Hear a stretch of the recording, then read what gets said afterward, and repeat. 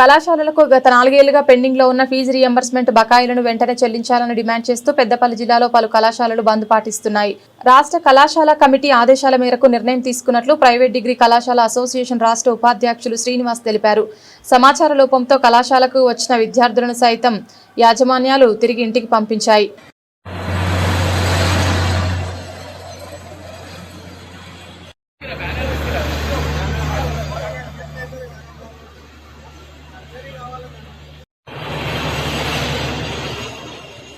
పతి ఆర్గనైజేషన్ అంటే ఉన్నత విద్యా సంస్థల సమైక్య ఆధ్వర్యంలో అంటే degree colleges, engineering colleges, BEd, pharmacy colleges అన్ని కలిపి కూడా ఒక సమైక్య ఏర్పడి ఈరోజు నుంచి నిర్వాధిక బంధకాలు ఇవ్వడం జరిగింది. దీని యొక్క ముఖ్య ఉద్దేశము ఉన్నత విద్యను పేద విద్యార్థులకు అందించాలనే యొక్క లక్ష్యంతో ఏదైతే స్కీమ్ గతంలో కాంగ్రెస్ గవర్నమెంట్ ప్రవేశపెట్టిందో ఆ స్కీమే ఇవాళ చాలా నీరు గారుతుంది. అంటే చిన్న చూపు గురవుతుంది.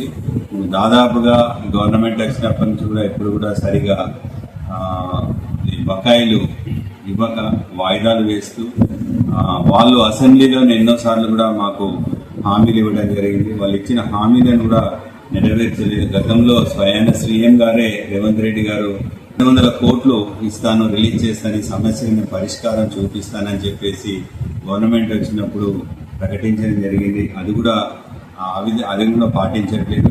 రీసెంట్గా కూడా మేము గతంలో బంధకాలు చేస్తామంటే వద్దని చర్చలకు పిలిచి 600 దసరాకు 600, దీపావళికి 600 కోట్లు రిలీజ్ చేస్తాను జరిగింది. అది కూడా చేయకుండా కేవలం 200 కోట్ల లోపు మాత్రమే రిలీజ్ చేయడం జరిగింది దసరాకు ముందు.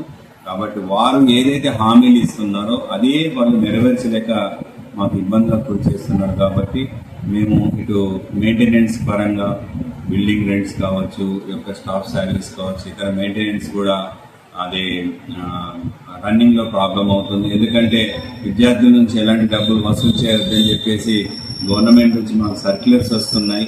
కాబట్టి అలా మేము విద్యార్థుల నుంచి ఎలాంటి డబ్బులు వసూలు చేయలేక, గవర్నమెంట్ ఇవ్వలేక మేము చాలా ఆర్థికపరమైన ఇబ్బందుల్లో ఉన్నాం. కాబట్టి దాదాపుగా 3 సంవత్సరాల నుంచి బకాయిలన్నీ పెరిగిపోయి ఇప్పుడు దాదాపు 7,000 కోట్ల పైచిలకు ఇవాళ బకాయిలు ఉన్నాయి. 7,000 నుంచి 9,000 కోట్ల వరకు బకాయిలు ఉన్నాయి. కాబట్టి వీటిని వాయిదాల పద్ధతిలో ఒకేసారి కూడా మేము కోరట్లేదు.